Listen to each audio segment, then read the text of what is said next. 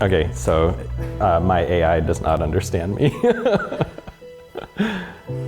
I would say that's pretty accurate.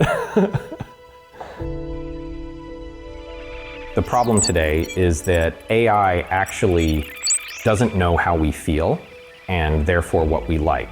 And that is what we are trying to find out, how to make an AI that actually know what you like.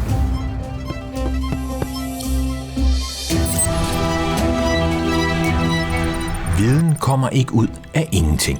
Den skal findes. Can we write down a mathematical expression that captures human perception? Få her et indblik i, hvordan nogle af Danmarks førende forskere udregner, graver og analyserer deres viden frem. For hvordan ved de egentlig, hvad de ved? Arguably, where AI has become so interesting to the general public in recent years is in all the little ways that it connects with your day-to-day activities. Things like what show to watch next on Netflix, or what wine should I pick? So when you are getting recommended something, some kind of AI is happening behind the scenes. And the terms to describe these are similarity. So how similar are two things to one another? But every day people see these wines or shows or songs that are recommended to them and they think, oh my gosh, like robots are not even close to taking over the world because they just recommended this awful song or this awful movie. So there is a big gap there in terms of the machine's ability to capture what it is about the movie or song or wine that delighted you and what it recommends just based on similarities. So we wanted to test how to make an AI that actually know what you like. And so we started with wine.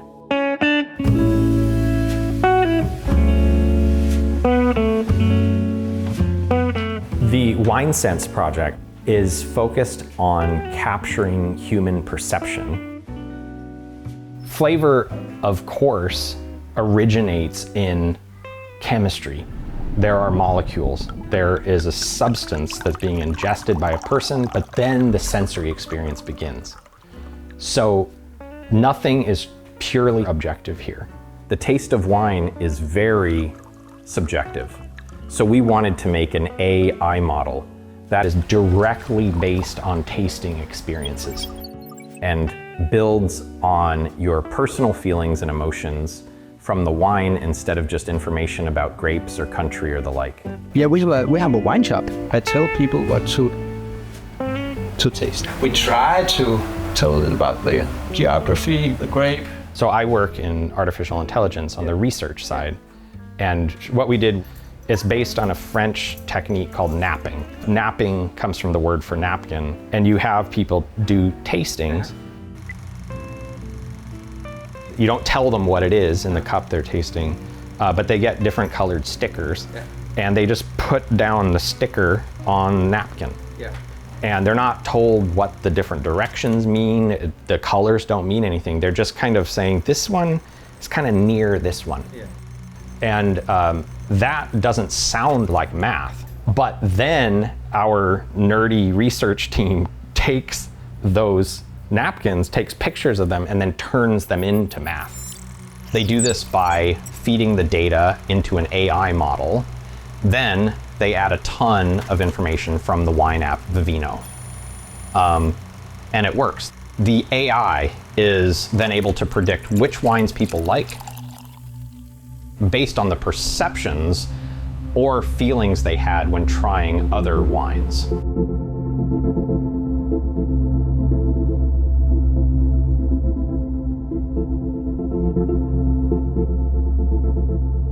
So what we were doing, and it's just the tip of the iceberg, is setting up these tasting sessions where people can express their preferences, where we can capture something about their perception, which in this case happens to be wine, but everything that we're developing could apply equally well to a lot of other things like music, films, coffee, or whatever.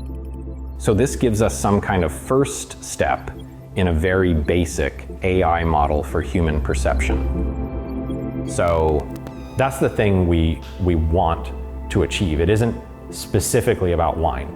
It's really about capturing human perception and figuring out how that can carry over to other modalities.